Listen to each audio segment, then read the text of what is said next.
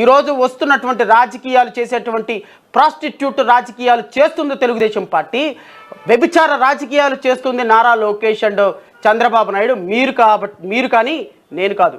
4 సంవత్సరాల 10 నెలల పాటు ప్రభుత్వం మీద పోరాటం చేసి వైఎస్ఆర్ కాంగ్రెస్ పార్టీ చేసేటువంటి ప్రతి దుర్మార్గాన్ని, ప్రతి దుశ్చర్యల్ని, ప్రతి అప్రజాస్వామిక చర్యల్ని ఈరోజు ప్రతిరోజు కూడా మీడియాలో కూర్చొని వందల వేల కేసులు వేసి వేలాది ఎకరాలు రైతుల ఎస్సీ ఎస్టీ బీసీ మైనార్టీ రైతుల ఎకరాలు ప్రభుత్వం లాక్కోకుండా మైనార్టీల కోసం, ముస్లిమ్స్ కోసం, ఎస్సీల కోసం, ఎస్టీల కోసం, బడుగు బలహీన వర్గాల కోసం, అగ్రవర్ణాల్లో ఉన్న నిరుపేదల కోసం వేలాది కేసులు వేసి రాష్ట్ర అత్యున్నత న్యాయస్థానంలో న్యాయం చేసినటువంటి ఏకైక వ్యక్తి జడా శ్రవణ్ కుమార్. డాక్టర్ సుధాకర్ దగ్గర నుంచి, వరప్రసాద్ దగ్గర నుంచి, అనితారాణి దగ్గర నుంచి, సుబ్రహ్మణ్యం దగ్గర నుంచి, కిరణ్ కుమార్ దగ్గర నుంచి, అచ్చెన్న దగ్గర నుంచి రాష్ట్రంలో జరిగే ప్రతి అట్రాసిటీ మీద ఇదిగో పుస్తకం. శ్రవణ్ కుమార్ చరిత్ర ఇది. 2019 నుంచి రాష్ట్రంలో ప్రతిపక్ష పాత్ర పోషిస్తున్నటువంటి జడా శ్రవణ్ కుమార్, జై భీమరావు భారత్ పార్టీ అధ్యక్షుడి చరిత్ర ఇదిగో పుస్తక రూపంలో.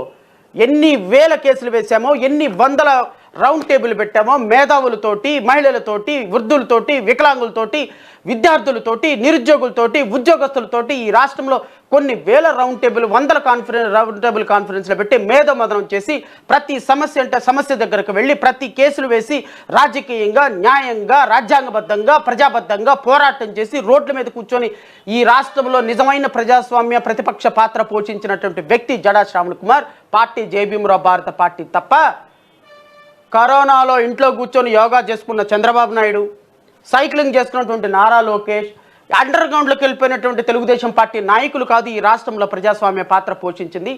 ఈ మాట ఎవరైతే ప్లేటు ఫిరాయించాడు అని చెప్పి మాట్లాడుతున్నారో వాళ్ళు మరొకసారి గుర్తు చేసుకోవాలి.